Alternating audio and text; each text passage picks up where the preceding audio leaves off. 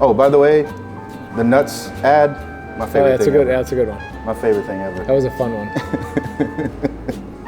What's up, everybody? Today I am honored. I'm honestly mind blown to have a very special guest here with me right now. Just a regular guest hanging out with CJ, guys. Don't overthink it. We're just a couple of dudes. We got Mr. Pace Morby himself. As somebody that came from real estate, I've done maybe 700 transactions or so, creative, and learned a lot of stuff from you as well. But as somebody that was in that space and now has transitioned into the business world, definitely an honor to meet you, Pace. Pace, can I ask you, man, proximity, that's the culture that I've built, right? That's the name of my culture and my community, because we really do believe like proximity is power, right? How pivotal has proximity been, being in the right rooms, the right people, stuff like that? How pivotal and vital has that been to your success? I never made $1 in my life without another human being involved. Ooh. Think about that. Think about making money in your life ever without another human being involved. There's no such thing.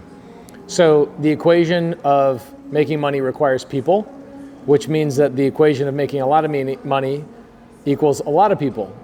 And then the higher level those people are, obviously the higher level the money is going to be as well. So it's been everything for me. I'm every dollar I can trace back to some person I met, something I learned from a person, an opportunity I got from a person. And it's never free people. I can tell you that. It's always some expensive room I got myself into. It's always some mastermind. It's always some, like on Tuesday, I'm flying to a mastermind I'm part of with only 12 people, but they all make $10 million a year or more. That's a mastermind you want to be in. For sure. And I got my first start in real estate and got catapulted when I joined a $5,000 mastermind. That mastermind felt like $1 billion mastermind at the time. And man alive, it was everything. I like that. Pace, as entrepreneurs, fellow entrepreneurs, there are times, especially in the beginning, it takes the most fuel to launch a rocket when it's coming off the ground, right? Yeah. There are times where every arrow is pointing down for you, and every almost loved one around you that you thought was in your support group is telling you, bail, like this wasn't for you, like get out. How do you push and persevere through those times? First off, it's always, what nationality are you? I'm Hispanic. Okay, it's the worst for Hispanics. Why? Because Hispanics, their family is like, oh, you think you're better than us now. Oh, you're doing this thing now. Oh, you're better than us. You felt that, right? For sure. Alienated, for sure. Okay, so do you speak Spanish? About 50%. Okay, but you speak English? Yeah. Okay, so your family members, when you're telling them these stories, you think you're speaking Spanish, right? Or I'm sorry, you think you're telling these stories in English, correct? Mm-hmm. You're not. You actually are speaking a very different language that they don't understand. It's called the entrepreneur language. And so it doesn't make sense for you to walk up to your camera guy and start speaking Spanish to him, because we can assume that him and I don't look like we speak Spanish, right? So why would he's Dominican. No, I'm just playing. But why would you walk up to somebody that is not an entrepreneur and start talking about your goals and your aspirations? They don't speak the entrepreneur language. Wow. Would you not think I'm crazy if I started speaking Korean to you? You'd be like, bro, what about me says I speak Korean? Right. So it's not as easy when you're telling people your dreams about business and your dreams about real estate. You're gonna go tell your family, your friends, and they don't speak that language. So you're the crazy one, not them. Pace, let me ask you, in that low point in your journey, because we've all had them. In that low point, what are those one or two whys or thoughts or just foundational purposes in your heart do you lean on to get through those times? I don't look at it that way. It's a very simple equation. The less time I spend around my family, the more money I make. Oh, man, so fire. You can be all about theory, but it's just an equation. More time running my business, I make more money. More time with my family, the less money I make. So it's very simple. Follow the money and stop listening to your parents, your siblings, your churchgoers, whatever it is. It's an equation, my friends. When has talking to your mom, your dad, your brother, your sister, your cousin, or somebody from your church made you $1? So why would you take their advice? I never had that problem. Yeah. I listen to them and I go, y'all are just complaining about your 9-to-5 jobs. I don't speak that language, so why would I carry on a conversation? When I go to Thanksgiving, this is what I think. This is what I say. So y'all still have a 9-to-5 job? Oof. You know, I find that because I'm originally from a little town south of Houston called Corpus Christi, Texas, right? Yeah. And go Whataburger and go Selena. That's our claim to fame. Oh yeah, Selena. Yeah, she got that museum down there. I own 30 units down there on Seller Finance. A great little city. Wow. Yeah. So, you know, every time I got to go back, my parents still live down there. Every time I got to go back for the holidays, it gets more awkward the more I find myself becoming successful, going back to my hometown and talking to the people that are doing the same old. How do you deal with that? I don't go back to my hometown. Like, oof. What are you doing? I got to bring my dad up here, right? Bring your dad up here, right? I mean, I can tell you're very choosy about your time and your proximity, like it's to I'm the not, point of like paranoid. The reality is it's not even way. a choice. It's not even a choice. Like I'm so busy creating and building and helping other people. I don't have time to spend a minute with people that are not on my same wavelength. It's not even a choice. I'm not like, hey, let me look at all these opportunities. That I'm so busy that I don't even realize it's still there. Right? Like I'll go visit grave sites of family members, and I'll go visit my grandparents and people at Thanksgiving and Christmas. But I'm just at a point, guys, where I have been for a long time that they don't have anything to help me with. Right. Better yet, how am I serving them? Right. Like when you show up with your mom and dad, how are you serving them? Like truly serving them, besides just showing up? It's just being there, yeah. It's just being there. Yeah. Okay. I honestly feel like when I go back home, I liken it to getting thrown into quicksand, because I feel like, just like you, I feel like we're moving 110, right? And then I go back home and I feel like I'm stuck, man. Yeah, I had my dad, I have an uncle named Dave. And my dad, I go to my house one day. I've got a big house, like almost 12,000 square feet. And I go home and my dad is in my house giving my Uncle Dave a tour of my house. First off, I don't know how my dad got my house, but second off, I go in there and I'm thinking, Dave, my uncle who I grew up with, and he saw me as a young kid, he's gonna give me some props. He's gonna say, man, I'm really proud of you. You did it, man, you did it.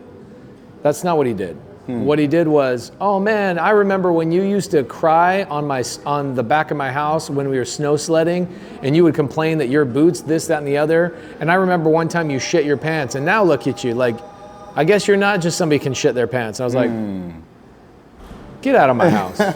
Golly. So, are you sure you're not Hispanic? No, I'm just playing, because that would happen in my house for sure. My wife is Hispanic, so I see it happen in the Hispanic culture. My wife, when she became a cheerleader in high school, they would say stuff like, oh, you're a little cheerleader now. Oh, you think you're better than us now. And they still do it. And so I don't have time for that. It doesn't, and the problem with being loyal to your family is that you feel like a bad person when you don't go give them your time. How does that make you a bad person, that you just want to live the one life that God gave you? I don't want to sit on a couch in Corpus Christi and talk about people complaining about their life.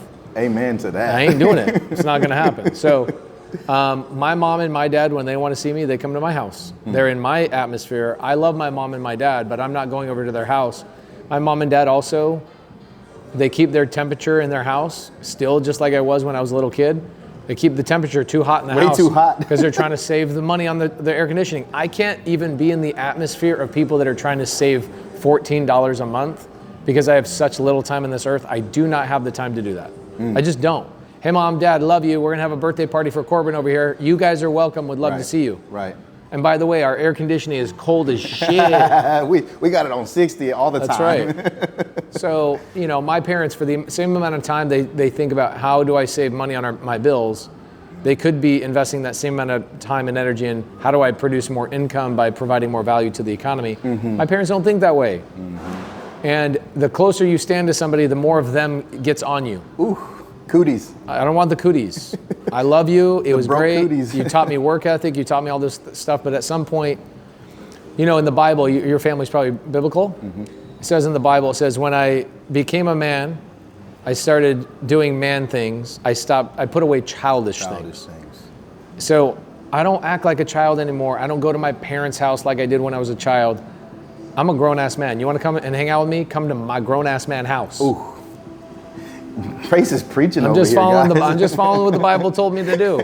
Put away childish things and become a man. And part of that is this is my house, this is my domain. You're welcome into my kingdom anytime, but I'm not going to go over to your kingdom where I have to think about, hey, can I sneak over to the air conditioning unit and drop it down 2 degrees without my parents shitting their pants? Or they throw you a fan. Right. A box fan. And the other thing is too, is some people might watch this and go, well, why don't you give your parents money? Okay, interesting thought process. I've given and paid more bills for them than you can even shake a stick at. If you got into my life and saw all the bills and the money and the things I've done for my family, just for them to squander it the way they squander their paychecks, the way they squander everything else, they still do the same thing. My parents aren't ready. My siblings are not ready for change. And so for every minute that I spend on them, trying to get them to change and fix them, is a minute I could spend on somebody that actually is ready for change. You ever heard the story of the lifeguard and the 2 people drowning? Mm-mm. Okay, lifeguard, you're on the side of the ocean, Corpus Christi, you're out there watching people swimming out in the ocean. Somebody says, oh, hey, CJ, there's 2 people drowning. You look out, you see one person swimming away from shore and one person swimming toward shore. Which one? You can only save one. Which one do you go and save? Man, the one that's actually making an effort. The one that's making an effort. Why?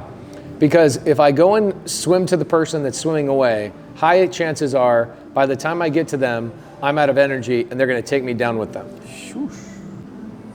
That's like going to Corpus Christi and visiting your family, bro. Same thing with me, going to my parents' house and visiting my parents' house. They are swimming away from where I want to go. They're not making impact in the environment, in the economy. They're not changing the world, and I have a short time on Earth. So if I went and saved the person that's like, yo, I'm ready for help, CJ, right? People in your community, they're like, hey, I'm ready for help. Yeah. For every minute you spend wasted on people that are swimming away from you means that you're stealing that time away from somebody in your community that could use your help. Is there somebody right now in your community that's like, man, I would really love knocking on the door. If I could get a one-on-one with CJ today, it would change my life. Is there somebody in your community saying that right now? No, I literally just signed up a guy the other day that has newborn twins, and he was bugging, like he almost broke down my door to get on a 30-minute Zoom with me. Of course. And so like I'm saying, he's swimming towards the shore. Your parents or your siblings or other people in your culture, my culture, are swimming away from you. Dude. Right. You are showing me what you want. I'm going to go help the people that are ready. Why? Because if I help the person swimming towards me, chances are I can get them to shore. Mm-hmm. I can help them and I can go, hey, I'm going to go out to this person swimming away from me, but by the time I get out to them, I'm going to need some help. Go get help. Right. Now I can save everybody. They go get a jet ski, they go out there, they catch us both. I won't be able to swim back. So it's not that I'm against helping my parents and doing whatever, but for the longest time, all the way through my 20s, I was trying to chase people swimming away from shore that didn't want to be helped. Man, that's You got people in your life that don't want to be helped. You got people in your life that don't want to be helped, but you feel guilty because they're your family and your friends. Right. Right. Meanwhile, there's a guy in your community. It's like, can I get 30 minutes with you? I got a brand new baby. I could really use the help. And he's swimming towards the shore, and you're driving down to Corpus Christi. Right, man. That's deep. Pace, let me kind of switch it up here real quick. I know you've done some stuff with Carl Allen before. Yeah. And as somebody that's a real estate investor, I mean, I literally handwritten yellow letters, pre-foreclosures, standing at a homeowner's house with 10 other potential wholesalers. Like, I come from it, right? Pivoting into the world of buying small businesses, wholesaling businesses, all these different things. And you've been in this world now too. What kind of opportunity do you see here for people that are in real estate and how they can pivot and maybe add a tool to their bag and use the same complementary skills and maybe go build wealth with buying some small businesses? I would tell people, if you're ready for buying a business, wholesaling a business is probably the right way to start because you don't have to manage employees. Okay, we bought a business in Florida last year. I didn't buy a business. I acquired 30 employees with an existing culture, wholesale the business. Right. Okay. I think most people, if they're going to expand into buying businesses, they should wholesale their first probably 5 to 10 deals. I like that. As they acquire the skills that are necessary. Also, don't buy a laundromat and an RV, or don't buy a laundromat or a car wash because those have a cap. Yep. I can only have so many machines running at one location at a time. Yep. How do I expand that? I'm locked in geographically. That's your first business. It's going to turn into a job, and you're going to go, okay, I'm making 80 grand a year from this location. man, you could wholesale one business and make 80 grand. Yep. Awesome. Last question, Pace. For the people that are confused or at a crossroads out there in all things in life, because life. Get on a one-on-one with CJ. That's the answer, bro. Turn around, start swimming ashore, and get on a one with this guy. I think the biggest thing that people need is somebody to look at them individually and go, oh, I can, based on who you are, where you grew up, your cultural background, your socioeconomic background, your current phase of your mindset that you're in right now, you need to start with this, this, and this. Every single person I've ever talked to has a very, very different roadmap and game plan that they need. So if you're watching YouTube videos and you're watching podcasts and that's your guidance, guys, that's not guidance, that's inspiration. Get the guidance by somebody looking you eyeball to eyeball and telling you a game plan for yourself. CJ is probably a good fit for you. If you're watching his channel, watching his podcast, then get on a one-on-one with this guy, dude. Like, awesome. He's got other people dying to get on a one-on-one. Why are you not trying to do the same thing? Awesome. Well, guys, I usually you heard it here first from CJ and Pace. We out. Woo! See you later, guys. Proximity is power. Remember, you change your proximity. Proximity is everything, guys.